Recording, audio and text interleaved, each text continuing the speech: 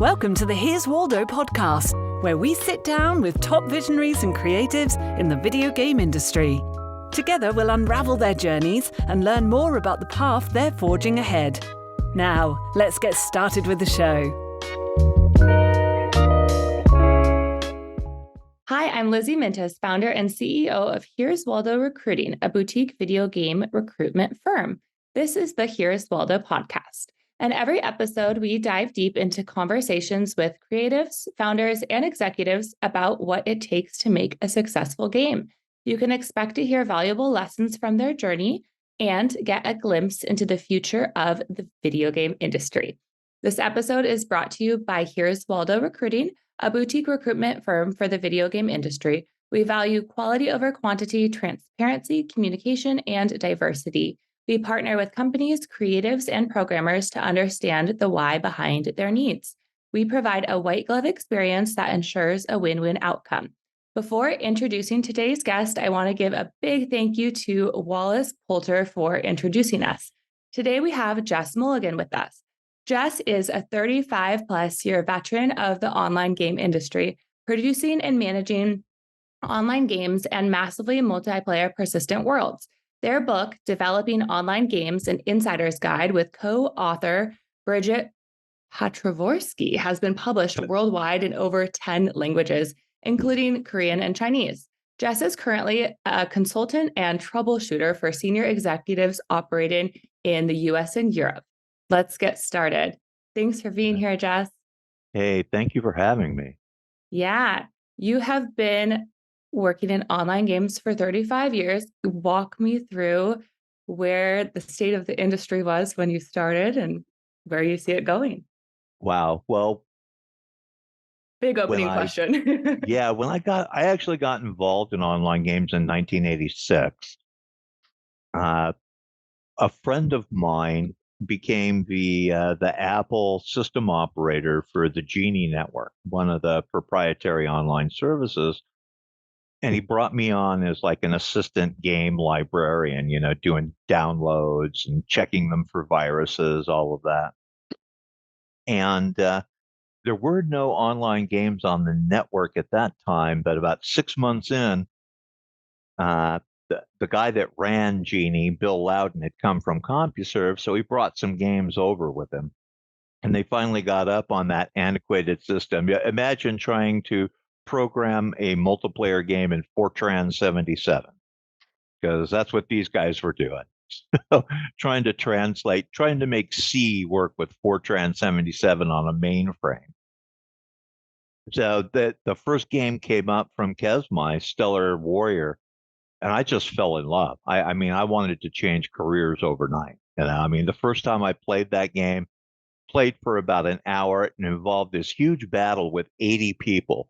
Now, just bear in mind, in 1986, 80 people online was huge, absolutely huge. And the cost was huge, too. It was like $6 an hour, right? There were no flat rates in those days. So after an hour of playing, I'm like shaking and I'm sweating and I'm so excited that I immediately sat down and tried to figure out a way to get into this industry, because this is what I wanted to do. So that was my start there. Nobody asked me to be in the industry. I had to find a way in. So I managed to crowbar my way in by calling up all the game companies that existed at that time, computer game companies like SSI and Origin and Avalon Hill. Some of these names don't even exist anymore. And just saying, hey, if I can get you a free account on Genie, will you come on and do support for your computer games? And they all said, fine. Then I called up Genie and said, hey, I got 10 game publishers willing to come on and do support, but I want a contract. And it worked. Amazing. Yeah. I love it. It absolutely worked. They sent me a contract. I signed it. We got them free accounts, and that's how I got into the industry. Love it. That's what you wanted to do. And well, yeah. Perfect. At the time, I was a working actor in San Francisco, which means I was a working waiter and a working security guard who sometimes got to act. right? I wasn't going to say that, but yeah. Yeah. But I never failed to get in a show I auditioned for. But you had to be careful what you auditioned for because you needed to make money to eat too. And most of these shows didn't pay at all. So I was actually having some success, making a little bit of money acting, and but boy, this was just like, no, this is it. I got to do this. All in. Tell Yeah. me about working on Ultima Online. What were some of the biggest issues and how did you overcome Oh them? boy. So the biggest issue when I came on board, so I came on board about a year and a half after they launched, right? And it was this huge success for Electronic Arts, except remember, this is like I came on board in 1999. They launched in 1997. They were selling, even then, 18 months afterwards, they were selling about 4,000 units a month, except that they were losing 4,000 players a month. So the biggest problem was they weren't growing at all. Yeah, I mean those were fantastic sales for those days, right? I That's mean so when I funny to came, think about. I know when I came on board they had about 120,000 paying customers, but that was every month, which was good money, I mean, but they weren't growing at all. So I was part of the team that Gordon Walton brought on to find a way to fix that. And we did, made various changes. Like the biggest problem, really, why people were leaving is because it was a PvP game, non-consensual PvP. You had no choice, right? So the only safe areas were the nine big cities, really. And the minute you stepped over the city limits, you were killed. I mean, people would just stand there hidden, waiting for anybody to step across the line, and then they'd kill them. So we made some changes in the rules on how that worked, and sure enough, by within a year, we were up to 190,000 subscribers, and that's a whole lot more money. And yeah, our bosses were very pleased, right? So that's an extra. That was at the time an extra $700,000 a month, which was yeah, okay, that paid for the team. So those were the big problem they had was they were groundbreakers. Okay. So they made every mistake in the book as well as doing everything right. I mean, a lot of what Ultima Online did, you find in MMOs today. It became the standard, right? But they also made a lot of mistakes because they were breaking new ground. They were pioneers and they had the arrows in their back to prove it, right? So we just spent a lot of time trying to fix those mistakes, and it worked. So the team that made Ultima Online went on and made Star Wars Galaxies, right? So that'll tell you, how good they were. They stayed together and made Star Wars Galaxies for Sony. So that was it. Mainly, like I said, it was like they were breaking so much new ground that we just had to fix a lot of things. What was better and what was worse during those days? I mean, do you think there's anything that they did that What overall in the industry or for Ultima N- Online? for Ultima Online specifically? Like, is there anything you think that should be brought back, I guess, or that people are Uh, More undervaluing? emphasis. So our stickiest feature was housing, right? The first graphic game to have that. You could place it anywhere you could find a spot on the landscape, and it was our stickiest feature. I mean, anybody that owned a house, that they just stuck around. Even if they had stopped playing, they would log on once a month to refresh their rent, right? So that they didn't lose their house or their castle or their manor or whatever it was that they had bought. I mean, castle was the big one, right? If you could find a place to put a castle, then that was like huge. An entire guild could use it. Yeah, so you don't see housing much in MMOs. They're staying away from it because it's actually really hard to do well, right? It's hard to like the problem with housing on Ultima Online was it was dynamic, right? You could take your deed and find a place anywhere in the game world and lay it down. But since it wasn't hard coded into the back end, anytime a player came within range to see it, there was a pause, a little bit of lag while that house loaded so they could see it. Mhm. Now imagine 80 houses in a row and Yeah. you're trying to walk down the road, right?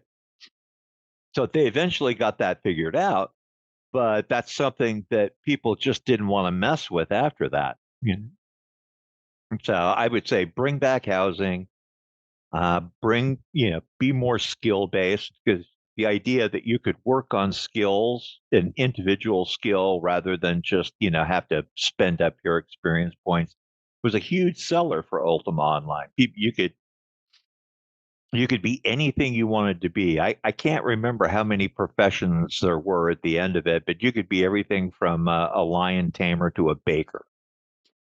Right. So that was a lot of fun. You get bored with the game, reset all your skills and go try something else. Yeah. Are there any upcoming MMO titles or games in general that you're really excited about right now? Not right now. I mean, I'm playing a bit of Starfield, so, checking that out. That seems to be really well done. Bethesda's done a great job on it. I haven't run into one of the jobs that I did until recently for a publisher in Europe was I checked every submission of a game. Right. So they're constantly independents are submitting to publishers to, try to get a contract. So, over the course of like the last 3 years, I've probably checked out 100, games. And it's the same game over and over again, mostly, right? So there's nothing there that I saw. In fact, out of those hundred some odd games, I think I put my stamp of approval on three of them over a 3 year period. So yeah, let's not waste money except on these. These three are really good.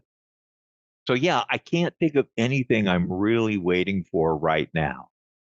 But you got to understand, I have to play everything, so I get real tired of playing. I mean, Yeah. seriously. So I have to play every MMO that comes out, at least enough so I have a basic idea of where this game is going to go in the future. That's the hard part, Is this thing going to make money for years? Because that's the whole purpose for massively multiplayer online games. You can make money for Ultima Online still up, launched in 1999. You can still play it. Okay, so that's that's the goal. That's the holy grail. So, and a lot of people just don't understand that. They want to build a game they want to play, but they get bored with that game after 20 or 30 hours. Yeah. So, I don't know if you can give away what these three games did in particular, but zoom out a little bit, maybe not the specific mechanics or anything, but what makes these three games special? And how can you create a game that's different so you can rise above the noise and keep people uh, engaged for years and years?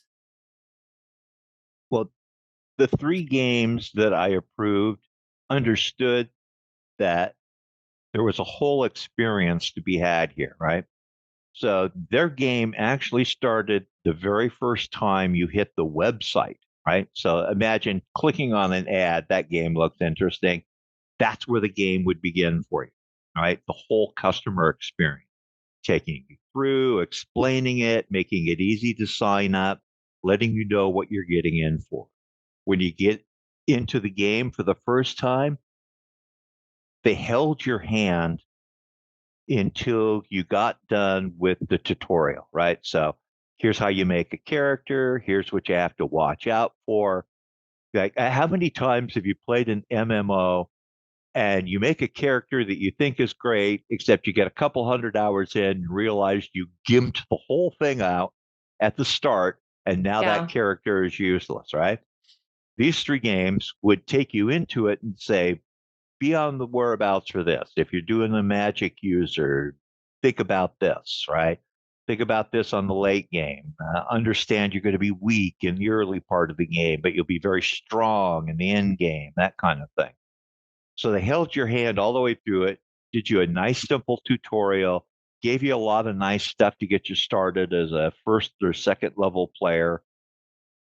They did all three of them did the make sure this person gets promoted from first to second level, whatever that is, almost immediately.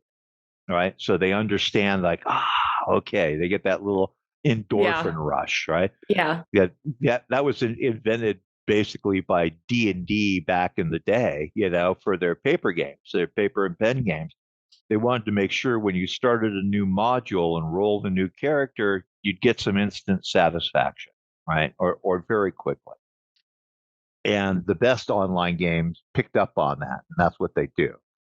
So there was that. And then all three were open worlds. So you didn't necessarily have to have your hand held afterwards. You could volunteer for it, right? Join a guild, get somebody to take you around, or you could just wander around and explore and see what the heck was happening, for yourself. So that's what interested me in all of those. I mean, I don't mind a theme park like WoW. World of Warcraft is a theme park, right? I mean, it's very cut and dried in many ways. There's not a lot of open world, especially back in the day when it launched in 2004. So it's a theme park that works really well. Okay. They learned all the lessons of a theme park game on what you have to do to keep the player interested, but also discovered that it's a trap, right? Because if you're not constantly adding content, players go through your content so fast.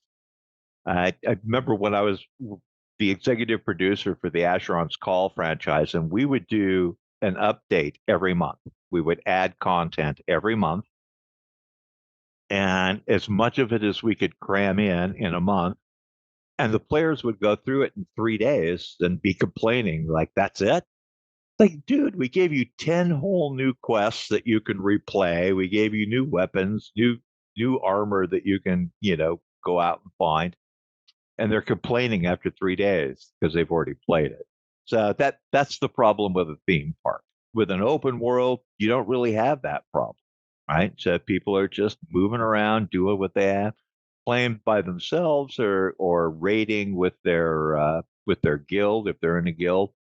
So I'm a big proponent of open world. So that's what I liked about those three games. What are some of the most common pitfalls or challenges? You touched on it a little bit that online games face, and how do you think they can best be mitigated? Wow. It always comes down to how much money do you have, right? And seriously. Yeah. For an MMORPG, the problem is that the most popular games have been out for years, have a ton of content, and unless you can really find a way to match up content, or that there's gameplay there that doesn't depend on content itself, like PvP is an attempt to make other players the content. Yeah. Right. So you don't have to add so much. So for an MMORPG, it's adding content fast enough to keep people interested, or having enough features that make other players the content, so that you don't have to worry so much. You could do it like once every quarter, or twice a year, right? You just add new maps or whatever it is. So that's that's the big one, and that's the one that takes a lot of money. Right? People think that programming these things are the one that take money. No, it's like paying all the artists you have to have to make new 3D models and animations, environmental artists to make new maps, game designers to put all that together and test it in an interesting way. People are constantly asking me at conferences, why does it take so long to put a new map in a game? I said, well, because it takes about 30 to 40 people really to do it right, and you've got to test it, and there's always problems. So it's like, that's why it takes 90 to 120 days just to add a new map. Yeah, games are wild. All these people have to work together cohesively. And I feel like today so expensive to make a game compared to whatever years ago. The prices are just up and up and up. Yeah, if you're making a PC game, especially, most of that, yeah, it's really expensive. I mean, making a MMORPG today really starts at around minimum 20 million, which is like nothing. When you look at for Yeah, Star Wars, The Old Republic, they spent 200 million to get that game out the door. All it's right. really crazy to So think about the budgets. it, it is, right? Of course, they had things, so they did things like voice acting for all those missions. And that's like a huge expense, right? I mean, it takes sound people to record it, actors, then you got to edit it, then you got to put it in, make sure it works correctly. And then as you add content, you got to do it all again, Yeah. right? So it was like, yeah, ooh, I just thinking about having to do all the voice on that, the human voices on that, just gives me shivers, right? So yeah, it's expensive. Now, smartphone games aren't that expensive at all. So you've got a lot more room to just play around, or if you're playing with an engine. Like I got a friend, I think he's now VP of developer relations at Unity.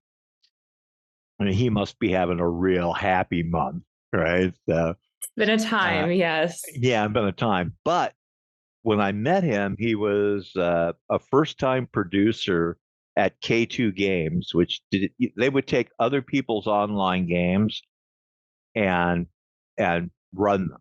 It was basically what they do. They'd manage them, collect all the money, pay a royalty back to these guys. They were real successful at that. But he was building their first game, so I got to know him. The owner or the general manager called me in just to spend a day with him and let him ask me questions about how do you actually make one of these games, because he never had before.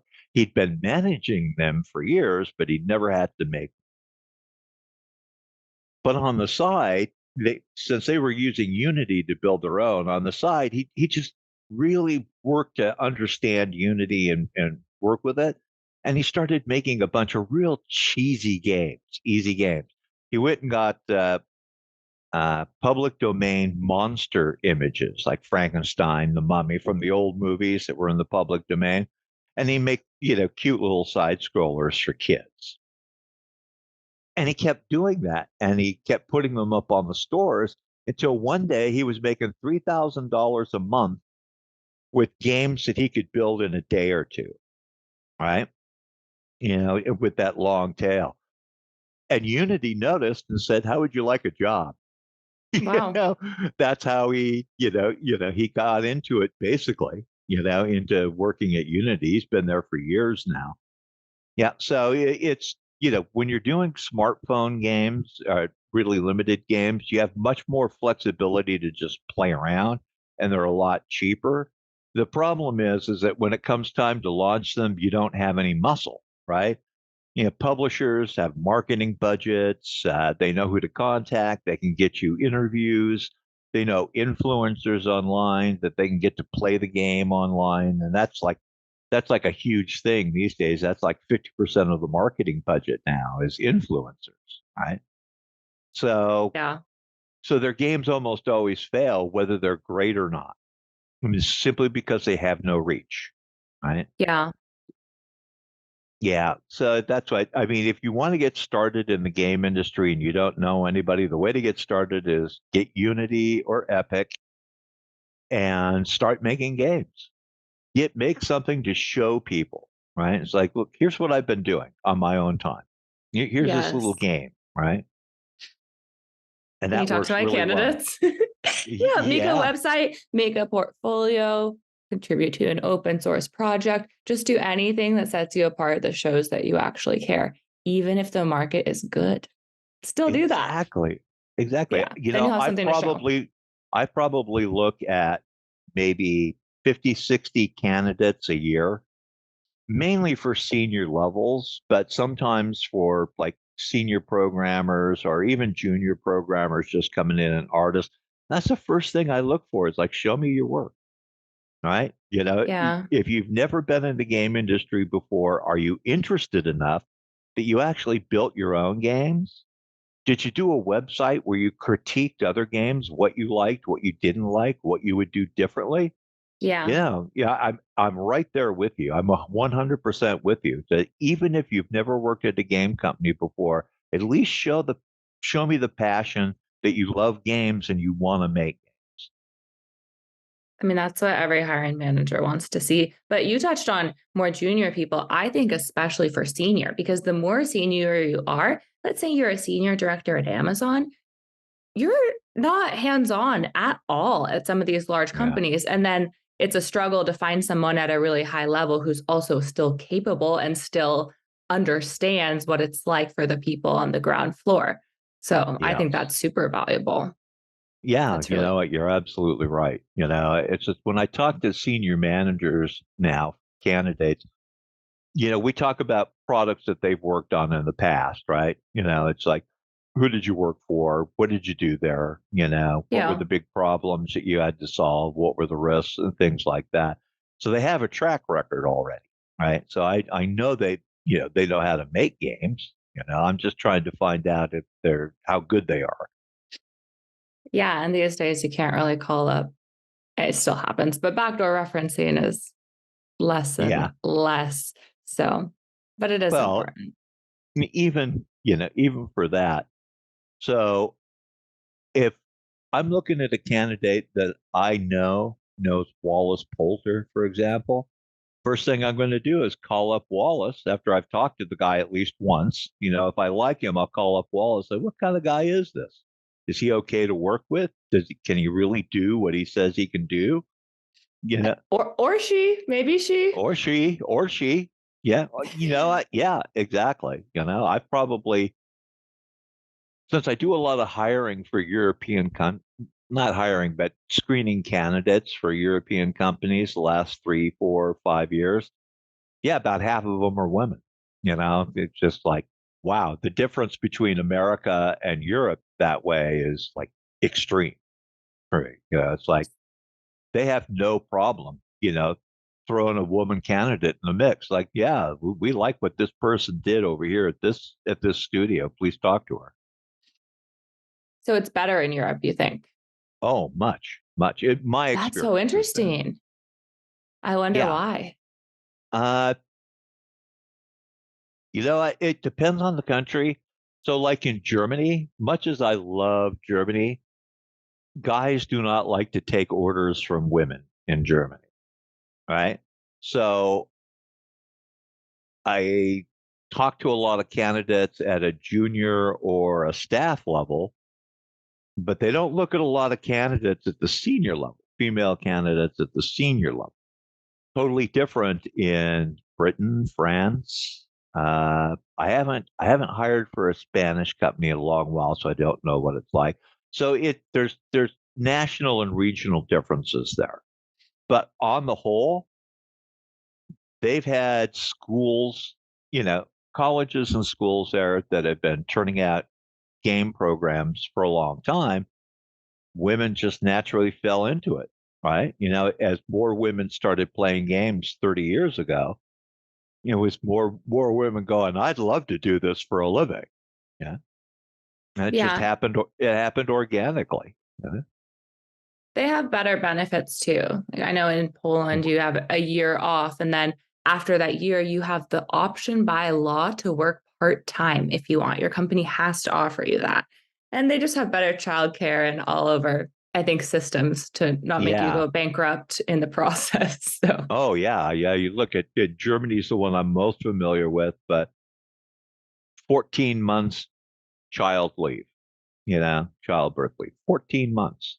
wow, And both parents get that. Yeah. In some cases, they have to split that. So a lot of times the mother will take 6 months and then the husband will take 6 months while the mother goes back to work and picks things up. But still, 14 months? yeah. That's great. And, once you've been there 2 years, you can't just be fired for any reason. There has to be cause. That's great for young people coming up. especially. Yeah, really different. I think you also have to give a 3-month notice, which for me, Yeah. recruiting is kind of problematic, but I guess I see the benefit depending on the situation. Yeah, and it can be negotiated, right? Depending on your level and what you're doing at the time and how important your project is to the company, it could be negotiated. I found that a huge problem. I spent so from 2013 to 2019, I lived in Munich working for a Oh, game company and running various projects.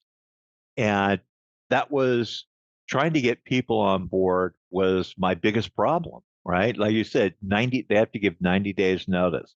Those guys need them for those 90 days. You're waiting 90 days. So every project starts with a minimum 120-day lead time before you actually get started because you've got to yeah. source candidates, hire the right ones, let them do their notice, and then you can get started with your core team and bring the I others on. guess that's just a different process that you're running on the back end because you're not going to find anyone right now, unless maybe they're unemployed. I'm Yeah. not sure the layoff situation there right now. Um, Uh, there have been some layoffs. They do quiet layoffs in Europe. It's kind of like they plan ahead, right? So it's not like this, like what Epic did. It's like, yeah, we're spending too much money, so 800 of you have to go, soon. It's like, no, they go, wow, 18 months from now, we're going to be hurting. So we're going to start letting people know right now that we have to lay them off. Right. And then they give them the 90-day notice. But if they can't find a job, a lot of times what you'll see is they'll just keep them on the payroll. Right. So, I mean, yeah, just keep working half a day and the other half of the day, you just go ahead and look for work. So it's like, That's nice and open. I read a LinkedIn post this week, though. Somebody was criticizing Epic in particular for their layoffs and that it was a surprise. But other people commented that the impending doom of knowing that you're going to be laid off, but not knowing when, they found to be much worse than ripping the Band-Aid off, which was interesting. And for Epic's benefit, they gave one of the most generous benefit severance packages that I've seen. So, mm, wow, do you know what they gave? Can you talk It's about it?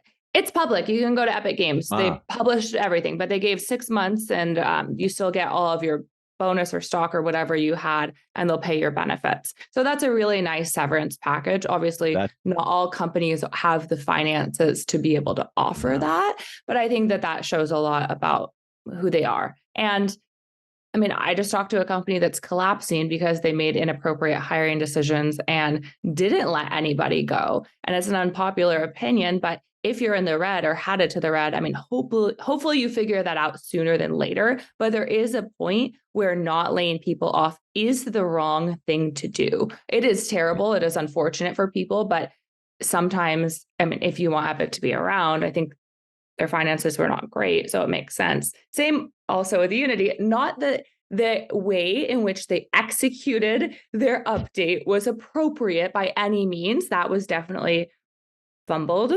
Although Yeah. maybe it's an on purpose situation just to create chaos, who knows? But they did have to do something because their finances were not working out. They did have to create additional revenue Hmm. somehow or lay people Yeah. off. Oh, yeah. Yeah. Nobody is going to complain that, if they just come out and say, we have to find a way to make more revenue. So here's what we're thinking. Yes, That'd be for fine. sure. Yeah, Yeah. it's just It's involving the just, community. Yeah, what do you think we yeah. should do? Here's our situation for sure. Yeah. Telling successful games, we're going to backdate this price. Yes, And sorry if that right. puts you out of business, but, hey, we got to make some cash here. And it's like, Yes. yeah, it was horrible, just absolutely horrible. It's losing the trust that is really the big thing here. They could have done this any number of ways that would not have lost the trust of the developers, right? Absolutely. And yeah, and that's what's going to hurt them in the future. And now people are going to think twice about using Unity. Mm. Yeah, we'll see what Unreal does with the pricing. We'll see how Godot, the new open source engine, goes, and Seems like Unity and Unreal are too far in to have any competitor come up, but we'll see. Yeah. There's a shakeup. I want to talk to you about shakeups because you've seen so many shakeups in the industry throughout the years, right? How should people be thinking about all the current layoffs, and like how should people think about this right now, and how should people think about the future in the next couple of years after this? Well, they should just understand. Yeah, so I've been doing this for over 35 years. Like you say, this is not the first industry shakeup I've seen. In fact, Yeah. my first year as a professional in the industry, it was all gloom and doom. Oh my God, the PC's dead. This was like in like 1988. The PC's dead. It's going to be all consoles. We're all screwed. Well, what? And it's just like, it's Stuart Alsop at the time.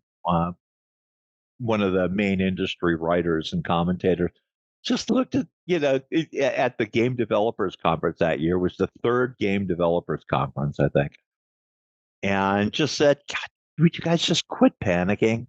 You know what, we've been hearing this for 4 years and you're all still making money with PC games. Okay, so let's not panic. Okay, companies come and go, and that's what I want people to understand right now. This goes in cycles. Right now, we're on a downturn, right? A lot of people are getting laid off. But remember, every year at this time in the game industry, people get laid off. Why? Because companies are coming to the end of their fiscal years and they need to look good. They need their stock to look good. That means they need to cut costs, so they lay off people. Come April, they're going to hire a bunch of those people back. Right? Yeah. Maybe not the same people, but people that did the same jobs. And then we'll do the whole thing over again next year. Right? It's bigger this year than in most years. Certainly, it's like, the whole Epic thing took a big toll. Other companies have just been laid off left and right. Amazon laid off a bunch of game people. Google, did the same. But those people will find work. I want to point out that I think it was like 10 years ago, there was a layoff of this magnitude in the game industry, and now we're bigger than ever. Okay. At the time, everybody said, that's it. That's the end of the game industry. They've reached their limits, that the industry is Peter principled itself, and now we're dead. Like, no, now we're bigger. We're bigger than the movies, for God's sake. It's huge. Yeah. And it is. Yeah. There are layoffs, but think about all the growth over the last couple of years too. And all the companies you listed that are doing layoffs. I had this LinkedIn post because I always think this. If you're offered an exorbitant amount of money, this is a red flag. It is not sustainable for Google or whatever large company to pay people so much for so long. And I think everyone was really competing and offering more than the other person. And then you look at your finances and that just doesn't make sense. So maybe you let those expensive people go. So people are looking for jobs, but their expectations are maybe reset now. Maybe it'll take them a little while, right? But things were so out of control that I think some normalization occurred and just a new reality. I think you're 100% right. People have to reset their expectations. The cost of people is going to go down for a while. Yeah. But then give it 3 or 4 years. Totally. The cycle It'll be will crazy. right back up. Yeah. Somebody with a lot of money will say, yeah, we could take over this industry if we're just willing to roll wheelbarrows with the money in, and we'll go through the whole thing again. Huh? Yeah. So Every time. I'm not worried. Over the last 35 years, I think there's been 2 times when I thought, well, that's it. I'm out of the game industry. It's just like it's been a downturn for 3 years. I'm not getting as many contracts. Wow, that's it. Nah, always turns around. Right? Get out. For sure. About the time I start to think that, I literally get 3 phone calls going, hey, you got 6 months you can give us? You got 5 months you can give us? Like, yeah, I can do that. I'll take your money because I'm Irish and I like money. Yeah, it'll turn around. Yeah, for sure. I mean, just keep your calm, be good to people. If you have 10 offers, if you can't find a job, just remain the same, be a good person, keep your portfolio up to date, do some personal projects, no matter what, it will be okay. Exactly. Exactly. Yeah. You'll make it through, take what work you can get, Yeah. Maybe get off your high horse. That's a little rude, but seriously, I mean, you might have to do a job you think is beneath you or for a company that wasn't your dream company, but that's okay. Again, reset your expectations. Things are not And so great all the time. exactly. Or get a bunch of your friends together and start a company, Yes, I've been telling my team this too. And I've been seeing a lot of people, especially like with the Epic layoffs, if you worked there for a while, you had your Fortnite bonus, depending on your circumstances, you could have saved quite a bit and you could really be in a position where you're able to start a studio. So I think throughout the layoffs, so many new companies will be born, and that's Yeah, thrilling. exactly. I mean, look, this is how it got started. It's how Infinity Ward got started. Guys who had worked together for a while and guys who knew how to find money, right? I Yeah. mean, not every company can go out and get 10 or $15 million in seed money, right? But like you say, if they've been getting the Fortnite bonus for the last couple of years, they might be able to at least put together a prototype and start Yeah, shopping it around. totally. They just have to be able to have money to bootstrap for X amount of time, for sure. Exactly. I mean, that's what I always, the industry has gotten to the point where if you don't have a prototype to show, just don't even bother, right? I Yeah. mean, unless you are so well known in this industry, like Will Wright could go with a proposal and anybody's going to take a meeting, right? That's just the way it is. But if you're not as well known or have made as much money as Will Wright has in games, yeah, you need a prototype. You need something people could play and say, okay, now I'm interested. Yeah. And I always laugh. All the startups are like X Riot, X Call of Duty, X whatever fancy name, right? But it does help you Yes, get some funding. So now it can it, be X Epic. it does. It does. I've played some prototypes that were just like outlandishly good, like put together in 6 months, right? We understand if you bring us a prototype, we understand it's not going to have high class art. It's not going to be AAA art, but what we want is show us one small section of that AAA art if you can, right? Yeah. But what we want to see is there a fun factor here when we play this game? Are we having a good time? Or at least are we compelled, right? Like you don't have to you don't have to entertain me so much as compel me to want to play more, right? So that's what I look for, you know. And more games are going into beta super early and getting a lot of player feedback. Can you talk about the evolution of that? We just see that more and more. Yeah, well, and it's a good thing too, right? I say we used to build games. I call it the pyramid method, right? We used to build them by the pyramid method. We'd start laying blocks on the base and then more blocks, but you didn't have a game till you got to the very top with the last block in. Then you had a game you could test. That was expensive, especially if your game sucked. Okay, you just Yep. spent you just spent millions of dollars on a failure because you couldn't test until you got there.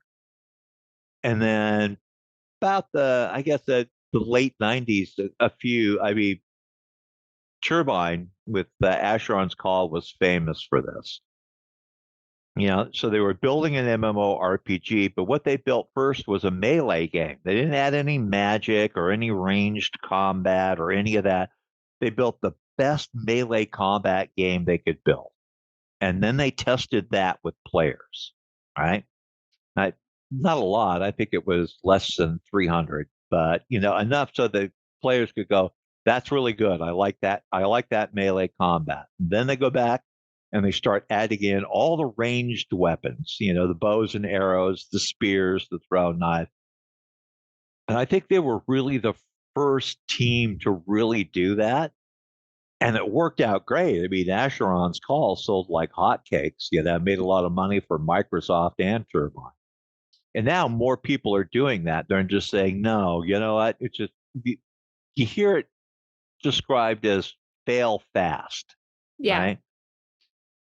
And I guess that's one way to describe it, but I think of it as like find the fun fast or do something else, right? Something more positive than fail. Yeah. It's like, Yeah. so, if I'm going to build a prototype, I don't have to have all the bells and whistles around it. I just need that core loop, right? Whatever you're doing, what's the core loop? What are players going to spend 80% of their time on? Most games it's in actually playing with and against other players. So you get that core loop in and test that. And you either see some potential there or you see you should go do something else. Right. So don't forget Supercell, right? Clash of Clans made them billionaires. 27 failed games before that. All Yeah. right. Okay. So they were an overnight success, like 10 years in the making. Okay. So but that's because they were willing to build a game and then throw it away. It's like, we thought that was a good idea. Turns out, no, it really wasn't until Yeah. they found that great idea that made them billionaires. So It's yeah, scary so though that for the team internally. Like I went to a playtest lately and the art director was there and he told me like 5 times, this is not how we're going to ship. I just want to let you know. And I was like, I know. I know you've been building this 16 weeks. Like, thrilled to yeah. be here. No, I think it's great. Get the core loop down and do early access if you can. Yeah. Right? You don't have to charge money. If you just want people to go, look, we just need pre-alpha help here. We need players to actually tell us that we're heading in the right direction. It's a great way to do it. I mean, I know Steam is kind of like Lord of the Flies, right? The players can be really, really rude and Yeah. ugly and talk about your mother behind your back and the whole 9 yards. But the guys who are actually willing to help you there are worth. So do early access if you possibly can. Valve is kind of like Lord of the Flies as a company. So maybe that drills down into Steam. The Yeah, most interesting company in the world. Truly. well, so true. What's your favorite MMO of all time? Um, Mech Warrior Online, multiplayer BattleTech, as it was called when it launched in 1991. I went to Activision and said, "Hey, what would it take for us to license the original Mech Warrior One, license the code to do an online game?" And they told me, and then I went to Kesmai Corporation, which was the class act of online game developers at the time, and they did Air Warrior and Harpoon Online, just a bunch of great games, and they were really knew what they were doing. I said, "Hey, I can get this for this amount of money. Do you guys think you could turn it into an online game?" And they said, "Well, hell yes." It'll be like only the second time a commercial game had ever been turned into a multiplayer online game. And so we did that. And they took off and ran with it. And if you've ever been involved in the Mech Warrior universe, and I just loved the books and, I loved the solo games, just ended up being great. It was just like you ran your own mercenary lance, you scavenged, off of the enemy mechs you killed. You hired other players to be in your lands. It was just so much fun. That it was so much fun that even though I worked for Genie, I paid $5 an hour from my own private account so I could play it like a player. That's how much I liked that game.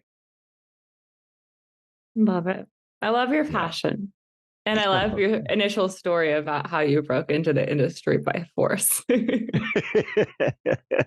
I was lucky I could do it. It was early enough that they couldn't stop me. They hadn't built the wall high enough yet. No, I think this is the trick to getting a job and maybe the trick to life. Just contact a lot of people, do the thing you want to do and make it Yeah. work. But it's uncomfortable, right? You're calling all these people, you're really putting yourself out there. Yeah. So you have to. Oh, yeah. Yeah. Yeah. I'm talking to people, that I'd never talked to before, cold calling people like Activision and Ultima. They'd never heard of me, and they'd probably never heard of Genie at the time, right? So I had to explain everything about it and get them convinced to come on. Yeah, it was kind of scary, but boy, I really wanted to get in. I wanted a contract in this industry really bad. And can you tell me about starting your own business and being your own consultant and that journey a little bit? Oh yeah, I kind of like, in one sense, I kind of screwed myself, starting about, you know, 12, 15 years ago. I had risen high enough that I was always the first person laid off because I made the most money, right? Or I was in the highest bracket of making the money, right? So you're always, you talked about that earlier. You get up that high, it's like people go, we need to save, 7, 8, 9,000 a month. Let's start with Mulligan. It's just like, this is what you do. So I had been working for Interplay, and I left them. Uh, I'd started their online division. It spun off into a new company, and they hired their a president and everything. And so there was no room for me there at that point. And so I left, and I said, "Well, what am I going to do?" It's like I'll put myself out there as a contractor. And I just let my friends in the industry know that I was available to do things like executive briefings or come in and troubleshoot a project. And sure enough, I mean, my first contract was a guy I had worked with back in Virginia at America Online. He was working for 3DO, and he called me up and said, "Hey, we just bought this game, Meridian 59, and we're not exactly sure what to do with it. Will you come in and give a briefing on what online games really are?" And so that was my first contact. And then, Trip Hawkins, it wasn't Trip Hawkins. Who was it that, trying to remember who the head of 3DO was at the time. Anyway, he recommended me to one of his buddies in another company, an executive. And so it just started snowballing until I decided, wow, I can make a living as a consultant. I don't have to look for a job on the side. And I didn't. I mean, I worked. So occasionally I would stop consulting, like when I was the executive producer for Turbine for the Asheron's Call franchise. That was in-house employee. But then I went back after 3 years. I went back into consulting because I got an offer in France from a guy I met at a conference. Yeah. Who said, we need our game we need somebody to troubleshoot our game. And how would you like to come live in Paris for a year and we'll pay all your expenses? Very So much. like, yeah. yeah. So it's like, sorry, Turbine, but bye-bye. I'm off to Perry Turbine. Yes, I'm off to Paris. So yeah, I ended up spending more like 18 months there. And then while I was there, another friend who was working with a German company said, "Hey, these guys want to talk about doing a online version of their key product." It was the Anno series, for sunflowers. And so I ended up going first to Austria for about 6 months to work with the lead designer, and then to Germany for a year. And then it just kept going. It was just like, a guy hired me, a business incubator in Switzerland hired me after that because they wanted to explore what it would take to do an online world. And they had all this money, and I'm greedy. I'll take it. So they hired me into Switzerland for 2.5 years. And then I came home and was contracting again. So, it comes and goes, right? And you get to travel the world. That's the dream. Exactly. You know what? I have been so lucky.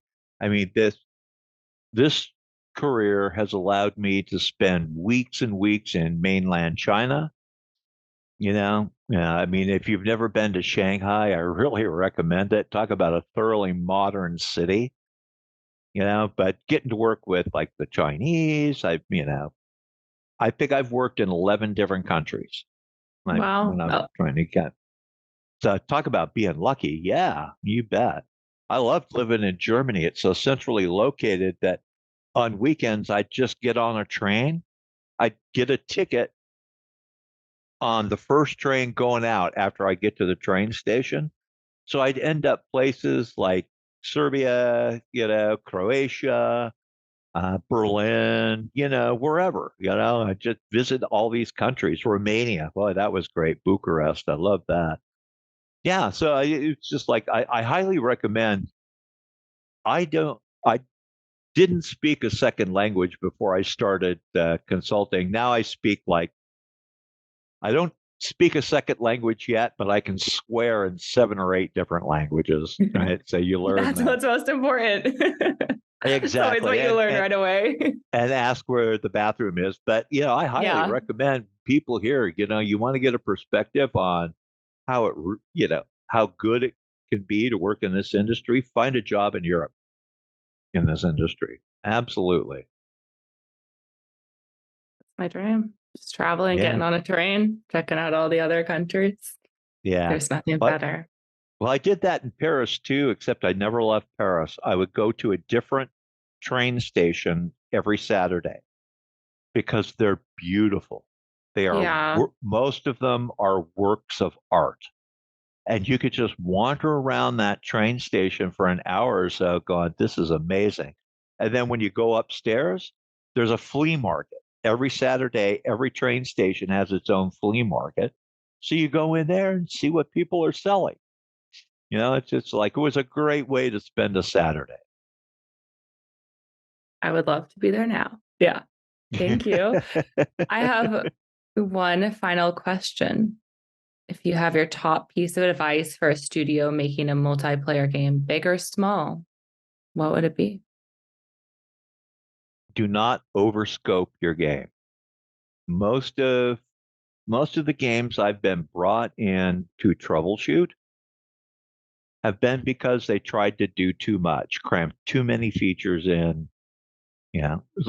Think of the term, this sounds horrible, like minimum viable product. What's your minimum viable product going to be? If you run out of money, what do you have to have in to launch, right? That limits your scope a lot. Like you look at Riot Games, right? Like League of Legends. When they launched, there was not a lot to that game, but it was the minimum viable product. And again, it made the company a $1 billion unicorn because they paid attention to that. They knew they didn't have an unlimited bank account. Yeah. And they had this great idea for the MOBA, right? The multiplayer online battle arena and players not having to grind, but can earn or buy these heroes. And that's what they concentrated on, and it worked. Okay. So, if the game had failed, they wouldn't have been out too much. They still had money in the bank and they could go do something else. So don't overscope, don't get too enthusiastic. Sit down and understand just exactly what game it is you want to build and who's going to play it. And that'll tell you everything you need to know about the feature set and the mechanics you need just to get into testing and understand that whether it's going to work or not. Yeah, test early too. Mm-hmm. Thank you. We've been talking to Jess Mulligan, who's an executive consultant for online games. Jess, where can people go to contact you to troubleshoot their game or to learn more about you? You know what? You can email me at jessmull@proton.me. And I hang out on Facebook with other game developers a lot. So Facebook, LinkedIn, you can do a search and find me there pretty easily. Perfect. Thanks so much. Thank you. Thanks for having me. This has been fun. I've really enjoyed this. Very fun. Thank you. Thanks so much for listening to the show this week. To catch all the latest from Here's Waldo, you can follow us on LinkedIn. Be sure to click subscribe to get future episodes. We'll see you next time.